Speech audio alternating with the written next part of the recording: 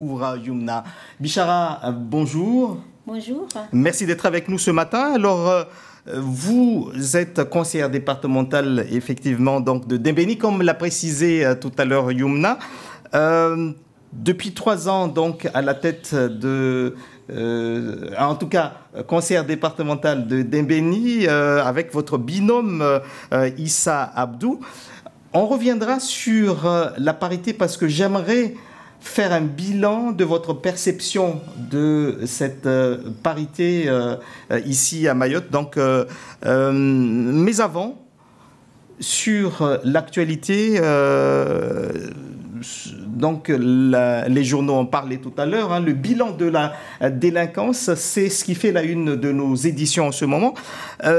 Quelle est votre réaction d'abord par rapport à ce chiffre qui est plutôt bon? La délinquance est en baisse à Mayotte. Alors, d'abord, je salue toute la population mahoraise.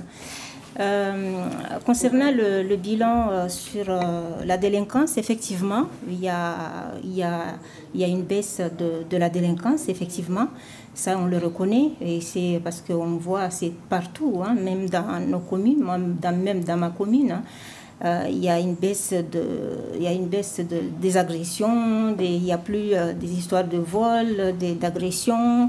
Effectivement, ça se sent, ça se voit. En revanche, il y a une question, moi, qui m'inquiète un peu, parce que j'ai écouté monsieur le préfet et le procureur hier soir, dans Mayotte Première. J'ai écouté aussi ce matin les interventions du monsieur le procureur. Moi, j'aimerais bien que l'État nous éclaircisse, nous éclaircisse un peu sur le statut des gilets jaunes, qu'il nous explique ces gens-là, qu'est-ce qu'ils font. Moi, d'abord, je tiens à rappeler qu'effectivement, les gendarmes et les policiers, ils font un travail formidable, ils font un travail vraiment, je reconnais, je vais dire, leur travail. Tout le monde reconnaît que ces gens-là travaillent énormément dans des conditions même très, très difficiles. Mais il y a une question, il y a un mais, il y a une question que je me pose, le statut des gilets jaunes, parce qu'on ne veut pas entendre parler, alors que c'est une réalité des gens qui sont là. Moi, Henri, je m'inquiète parce que ce sont des êtres humains. Récemment, vous m'aviez entendu, j'avais sorti des publications sur Facebook où j'attaquais les Mahorais, j'attaquais mes proches, j'attaquais tout le monde, le fait qu'ils exploitaient ces gens-là, de la manière dont ils exploitaient ces gens-là. Je n'avais pas trouvé normal qu'on profite de leur situation, du fait que ce sont des gens qui vivent des vies, des misères, une vie misérable, et qu'on les exploite. Donc, j'avais attaqué les Mahorais, j'avais attaqué tout le monde, tout le monde me haïssait. Après, j'ai expliqué aux Mahorais, j'ai dit, je n'ai rien contre vous, mais ce que j'ai dit, c'est une réalité. Ça me fait mal au cœur qu'on exploite une population parce qu'ils sont dans la misère.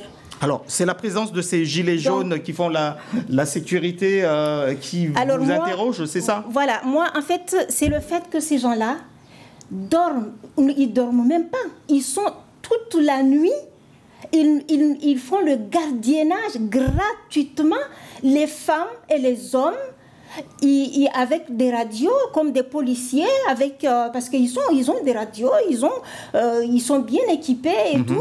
Avec comment on appelle ça, des cartes comme si ils ont un travail qui est reconnu.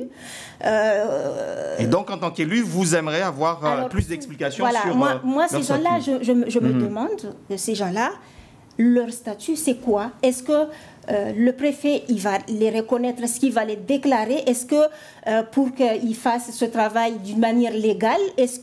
Parce que c'est pas normal qu'un être humain... Moi, vous savez, un jour, parfois, je sors au dehors dans mon balcon, je les regarde, j'ai des larmes aux yeux. Je me dis, mais attendez, ce sont des êtres humains. Ce n'est pas parce qu'ils sont dans la misère qu'ils doivent nous surveiller. Nous, on dort dans nos maisons et eux, ils doivent rester là toute la nuit, nous surveiller. Mais on est en France là ou quoi? Donc moi, quand j'entends on parler de perturbateurs, moi, monsieur le procureur, moi je vous dis, moi je considère qu'on exploite, parce que là, les Mahorais, ce n'est plus les Mahorais, c'est l'État qui exploite des êtres humains. Et moi, je ne peux pas tolérer ça. On est en France où ils les déclarent à la Caisse de sécurité sociale, ils leur donnent tous les moyens qu'il faut, et ces gens-là font le travail, ils les payent. Mais je ne peux pas voir des gens rester au dehors toute la nuit, des femmes et des hommes nous surveiller pendant que nous dormons. Ça, c'est de l'exploitation des humains. C'est pas normal. Alors, toujours sur la question de la délinquance, je me rappelle, Bichara Payette, il y a quelque temps, vous avez saisi le procureur sur un dossier qui concernait donc Dembéni, le canton de Dembéni, sur une subvention de la prévention à la délinquance, donc à Dembéni. Qu'est-ce que ça a donné, puisqu'on est justement dans cette période où on parle de la délinquance? Il y a eu des subventions sur lesquelles vous n'étiez pas d'accord la façon dont ça a été géré. Vous faites bien de me poser cette question, Henri, parce qu'effectivement, il y a eu cette affaire, et c'est une affaire très très grave, parce que l'histoire est... Là, vraiment, je vais éclaircir la situation, parce que je veux que les Mahorais sachent. Moi, Dembéni, c'est ma commune. Je n'ai rien contre le fait qu'on donne des moyens pour lutter contre la délinquance. Bien au contraire, parce que nous tous, ce sont des questions qui nous préoccupent.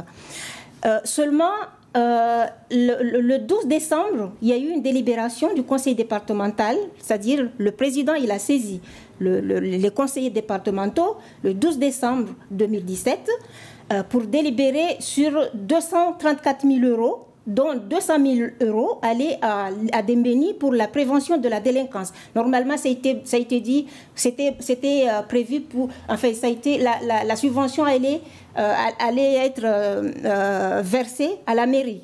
C'était pas, il n'y avait pas de question le 12 décembre 2017, il n'y avait pas de question de Croix-Rouge, machin.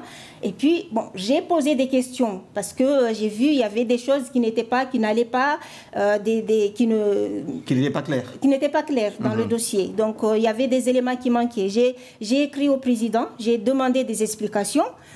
Et le président ne m'a pas répondu, comme d'habitude. Il ne m'a pas répondu. C'est Insa Abdou qui m'a répondu. Quand il m'a répondu, je n'ai pas tenu compte de ce qu'il m'a dit parce qu'il avait un petit peu raconté les choses comme il voulait. Mais pour moi, ce n'était pas ce que j'attendais, la réponse que j'attendais. Suite à cette réunion, j'apprends qu'il y a des subventions, il y a une question de subvention de 483 000 euros, c'est-à-dire le même jour, le 12 décembre, le président du conseil départemental a signé une délibération. Après cette réunion, il a signé deux délibérations, 234 000 et 483 000. Les 483 000 ne sont pas passés en séance. Les élus n'ont pas vu. En fait, c'est un dossier... donc, quand j'ai vu ça, on m'a sorti le dossier, les 483 000, le tableau, avec des noms qui n'existaient pas dans les 283 000, parce que comprenez bien que 283 000, ça veut dire qu'il y a, bien sûr, il y a des noms qui ne figurent pas. Donc, le 282 000, 483 000, je demande des explications au président. Je n'ai pas eu d'explication. Le président n'a pas pu me répondre.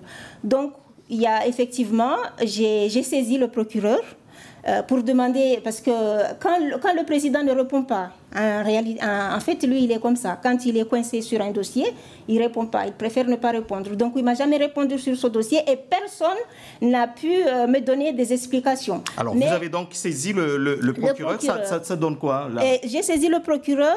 Alors, j'ai appris, parce que par la suite, il y a eu à plusieurs reprises le dossier. Le président, il a essayé de régulariser, mais à chaque fois, je pose des questions, ça dérange. Et arrivé un moment, ils ont décidé de ne plus retranscrire les interventions, les échanges des élus, donc de sortir des procès-verbaux vides. D'où vous avez entendu récemment que j'avais saisi aussi le tribunal administratif pour demander l'annulation de plusieurs procès-verbaux qui sont sortis vides, mais complètement vides. Donc c'est justement à partir de ce dossier-là de Dembéni, de 234 000 et 483 000, des magouilles, moi je considère ces des magouilles, c'est vraiment des magouilles. C'est à partir de ça que vous avez entendu que les procès-verbaux ils sortent vides. Mais jusqu'à présent, à la date d'aujourd'hui, je peux vous dire que pour l'instant, j'ai pas de suite au niveau de procureur de la justice sur cette affaire-là. Sur cette affaire. En tout cas, Bichara Payet, c'est l'occasion du coup de voir votre perception de la parité homme-femme en politique ici à Mayotte, puisque vous êtes avec donc 12 autres collègues conseillères départementales ici à Mayotte. On a l'impression que toutes n'ont pas encore pris leur place, en tout cas leur fonction de conseillère départementale. On ne les entend pas trop. Est-ce que c'est parce que elles ont du mal à s'imposer ou est-ce qu'on leur empêche de s'imposer ? Alors, la question, elle est, la réponse, c'est un peu compliqué. En fait, tout d'abord, je voudrais dire, effectivement, je dois saluer la loi sur la parité, a permis aux femmes, que ce soit à Mayotte, en métropole, a permis aux femmes de se lancer dans la politique, et notamment à Mayotte. Et par ailleurs, je constate effectivement, comme vous le dites, qu'il y a, au niveau de Mayotte, je veux dire, il y a des réticences, il y a les femmes n'osent pas trop s'imposer, ils osent pas trop, ou alors je ne sais pas.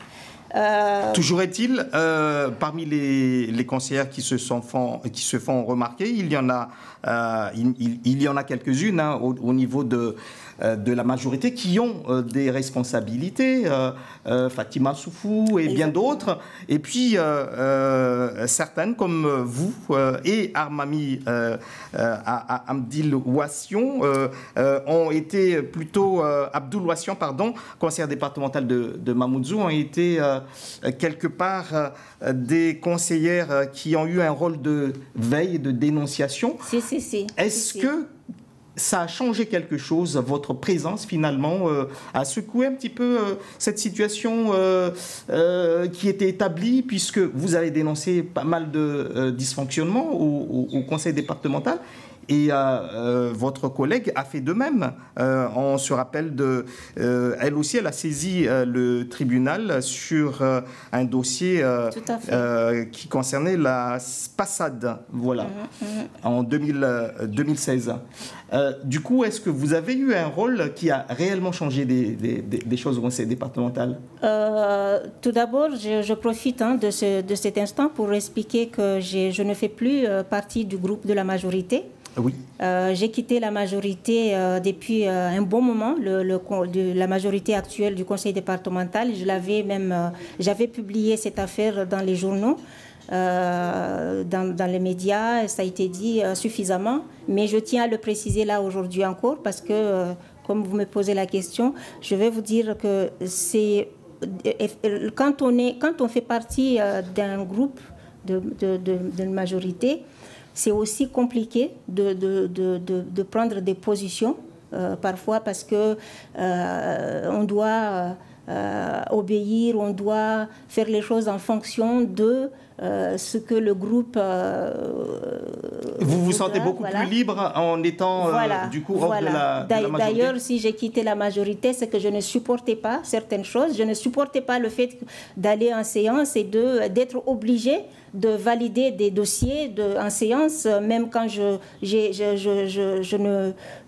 des choses à dire, quand je me rends compte que ces dossiers ne doivent pas être validés comme ça. Par exemple, j'aurais pas fait ce que j'ai fait avec avec le dossier de Dembéni, si j'étais dans le groupe de la majorité, je l'aurais validé sans rien dire. Et c'est comme les autres ils font, ils valident. D'ailleurs, souvent, il y a même pas de prise de parole en séance parce que les gens ils sont dans le groupe de la majorité. Il faut pas contrarier le président. Si le président il a voulu ça comme ça, il faut pas le contrarier. Ça, c'est quelque chose que je ne comprends pas d'ailleurs. En tout cas, merci à vous, Bichara Bouhari Payette, d'avoir été l'invité de Zakuli ce matin. Dans un instant, le journal en maoré avec une femme également, Moana Saindou. C'est déjà fini. Merci.